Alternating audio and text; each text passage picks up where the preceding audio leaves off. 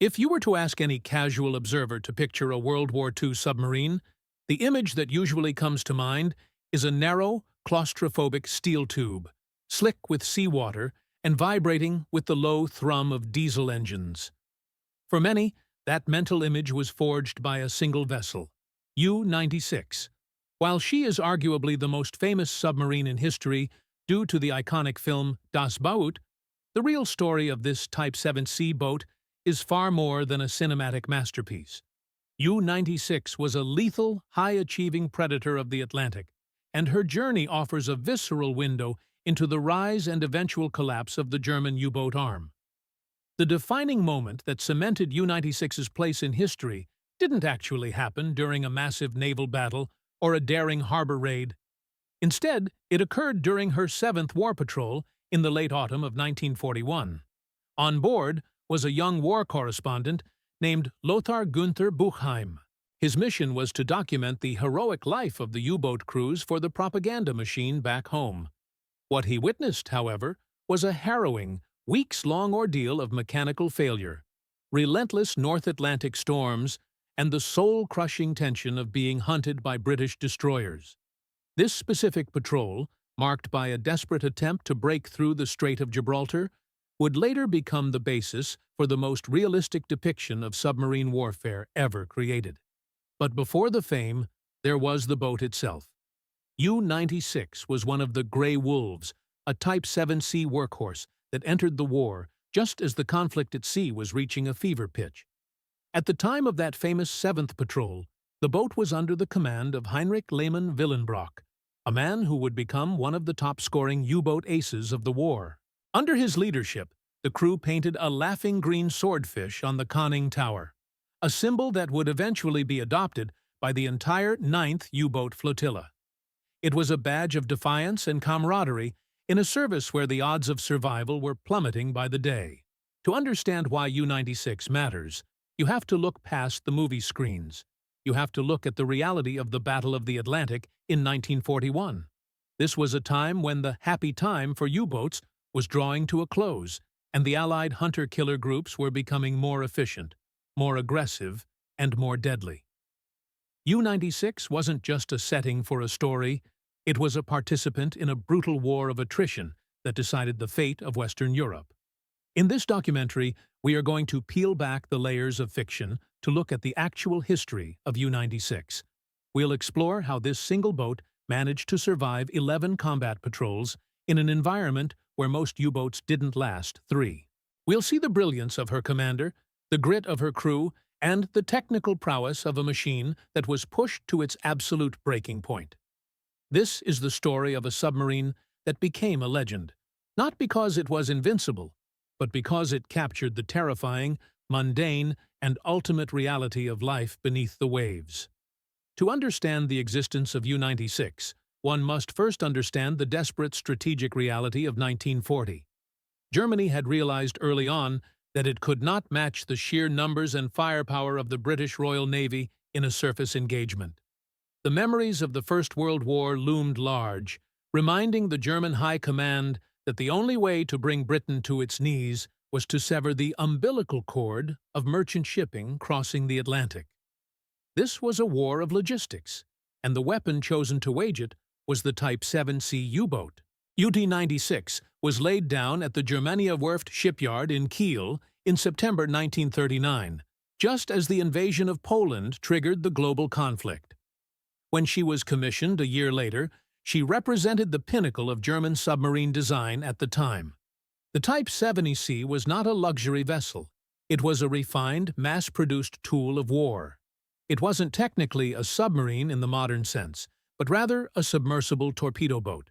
It spent the vast majority of its time on the surface, using its powerful diesel engines to transit to hunting grounds and chase down convoys. It only submerged to deliver a stealthy attack, or to hide from the growing threat of Allied escorts. The design philosophy of the Type VIIC focused on a few key attributes: reliability, dive speed, and a compact profile.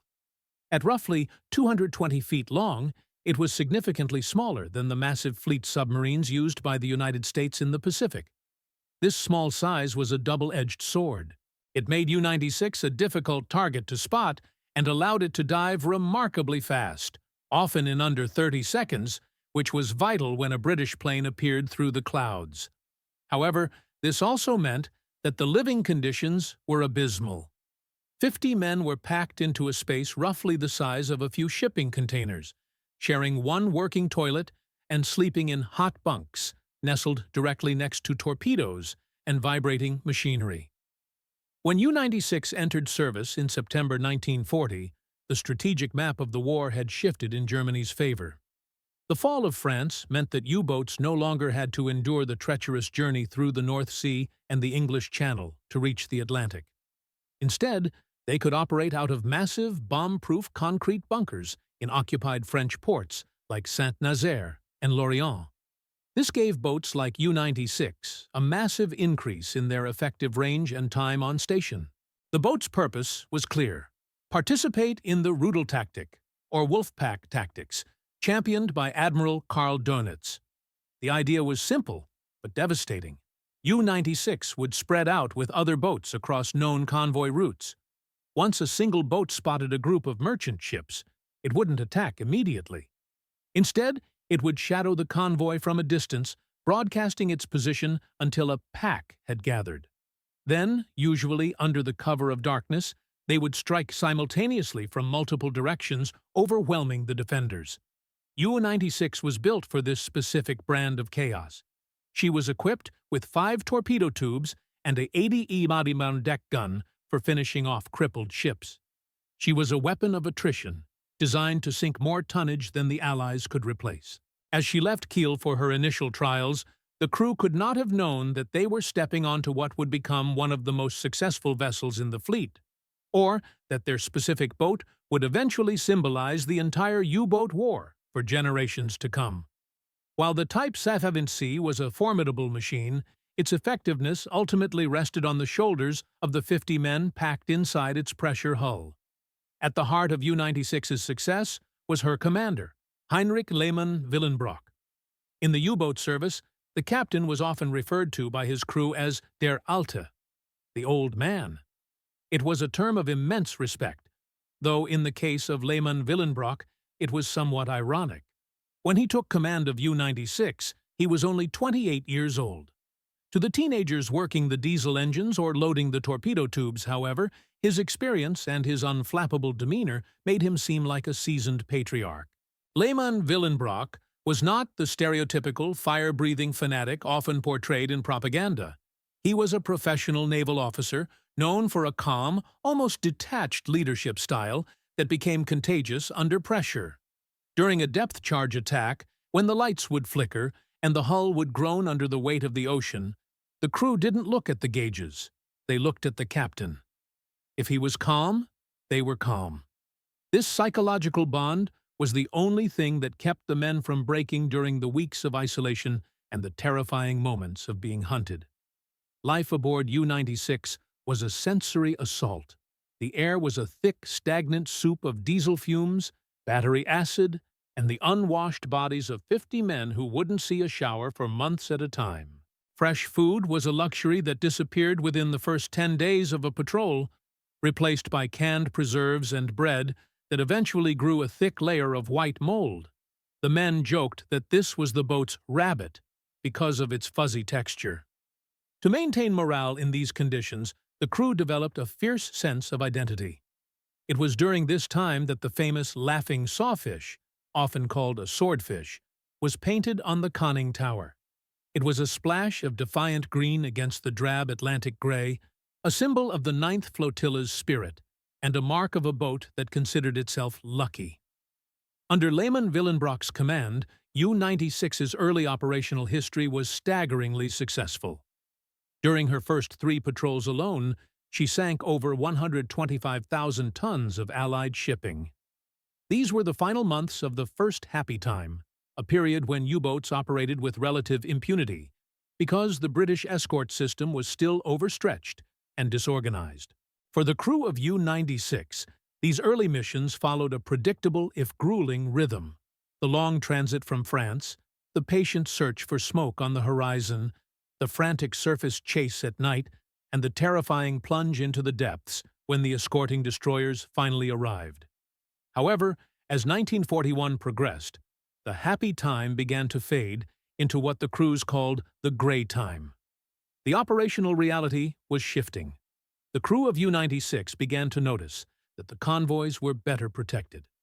The British were using radar more effectively, and their depth charge patterns were becoming more precise. The old man had to be more cautious, and the patrols grew longer and more exhausting. The camaraderie of the crew was no longer just about shared success. It was about shared survival. They were no longer just hunters. They were increasingly becoming the hunted, inhabiting a world where their only reality was the steel walls of U-96 and the steady, rhythmic pulse of the Atlantic above them. In October 1941, U-96 slipped out of the massive concrete pens at Saint-Nazaire for what would become her most harrowing mission, her 7th War Patrol. This was the journey that would eventually be immortalized in literature and film. But for the 52 men on board, it was a waking nightmare of iron, salt, and screaming wind. The patrol began with the boat being battered by one of the worst North Atlantic storms in recent memory. For weeks, the crew lived in a state of constant motion as the vessel pitched and rolled through 60-foot swells. On the bridge, the watch officers had to lash themselves to the railing to keep from being swept into the freezing black water. After weeks of fruitless searching and endurance-testing weather, the old man finally received a contact report. U-96 moved to intercept convoy OS-12. In the dark of night, Lehmann-Willenbrock bypassed the escort screen and fired a spread of torpedoes, claiming several hits. But the triumph was short-lived. The German High Command, desperate to bolster the failing Axis campaign in North Africa, issued a new and controversial order. U-96 was to abandon its Atlantic hunting grounds and force its way through the Strait of Gibraltar into the Mediterranean. For a U-boat commander, the Strait of Gibraltar was a bottleneck death trap. The British Royal Navy heavily patrolled the narrow gap, utilizing sonar, radar, and constant air patrols. To make matters worse, a strong eastward current meant that a submarine trying to enter the Mediterranean often had to run its engines harder, making it easier to detect. On the night of November 30th, U-96 attempted to sneak through on the surface under the cover of darkness, hoping to utilize her low profile to slip past the British defenses. The gamble failed. Just before midnight, a British Fairey Swordfish biplane, equipped with a primitive but effective radar, banked out of the clouds. The pilot didn't need to see the boat with his eyes. The radar guided him directly to the target. Before the lookouts on U-96 could react, the plane dropped its payload. A series of explosions rocked the submarine, straddling the hull and sending geysers of white water over the bridge. Lehmann-Willenbrock ordered an immediate emergency dive, but the boat was heavily damaged. As U-96 plunged into the depths, the crew realized the gravity of their situation. The boat was taking on water, and the hydroplanes, the fins that controlled the boat's depth, were jammed. For several terrifying minutes, the submarine began to sink toward its crushed depth, the pressure hull groaning and popping as the weight of the ocean squeezed the steel. In the engine room, the mechanics worked frantically in a haze of oily smoke and sparking wires to restore power and stop the leaks. They managed to stabilize the boat, but the Mediterranean mission was over. U-96 was too badly damaged to continue into the hostile sea. Under the cover of a moonless night, the boat surfaced and began the long, agonizing crawl back to France. They arrived in Saint-Nazaire in December, battered, oil-stained, and barely afloat. The crew had survived, but the mission served as a grim foreshadowing of the future. The era of easy victories was gone. The Atlantic was no longer a hunting ground. It was a graveyard. The story of most U-boats during the Second World War ends in a violent, silent explosion deep beneath the Atlantic, leaving behind only an oil slick and a handful of floating debris. U-96, however, was a rare exception. Against all mathematical probability, she survived the brutal attrition of the front lines. By early 1943, the gray time had turned into a slaughter. Allied technological superiority in radar and air power meant that a Type VIIC was now more of a coffin than a warship. Recognizing that the boat was becoming obsolete, the Kriegsmarine withdrew U-96 from active combat duty in the spring of 1943. She spent the remainder of the war as a training vessel in the 24th and 22nd U-boat flotillas. In the relative safety of the Baltic Sea, she was used to teach a new generation of submariners the trade that Lehmann-Willenbrock had mastered, though most of those students would never return from their first real patrols. U-96's end finally came not from a depth charge or a torpedo, but from the air. On March 30, 1945, just weeks before the German surrender, American bombers struck the submarine pens at Wilhelmshaven. U-96 was hit while sitting in the harbor basin and settled into the mud. She was later broken up for scrap, a mundane end for a vessel that had once been the scourge of the Atlantic.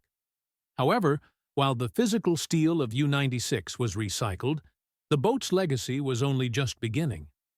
The young war correspondent on that 7th patrol, Lothar-Günther Buchheim, spent decades haunted by his weeks inside the iron tube. In 1973, he published his novel Das Boot, a gritty, unsparing account of his time on U-96. It wasn't a story of Nazi ideology or naval glory. It was a story of fear, filth, and the crushing boredom of a war of nerves.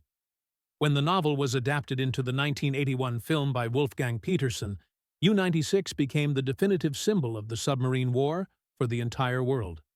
It is a strange quirk of history that a single German submarine is now recognized more than almost any Allied vessel of the era. This is partly due to the film's brilliance, but also because U-96 represents a universal human experience, the struggle of individuals caught in the machinery of a catastrophic war. Heinrich Lehmann-Willenbrock survived the conflict, eventually returning to the sea as a merchant captain and even commanding the nuclear-powered research ship Otto Hahn. He remained friends with Buchheim until his death in 1986, often reflecting on how the laughing sawfish had become an icon of a time that most preferred to forget. Today, U-96 stands as a cold reminder of the 75% of U-boat crews who never came home. She wasn't a hero in the traditional sense, but a witness to the peak and the collapse of a terrifying era of naval history. She serves as a bridge between the high-octane propaganda of the 1940s and the somber, reflective reality of the present. When we look at the history of U-96, we aren't just looking at a list of tonnages and dates. We are looking at the terrifying, claustrophobic truth of what it meant to wage war in the dark, silent reaches of the deep.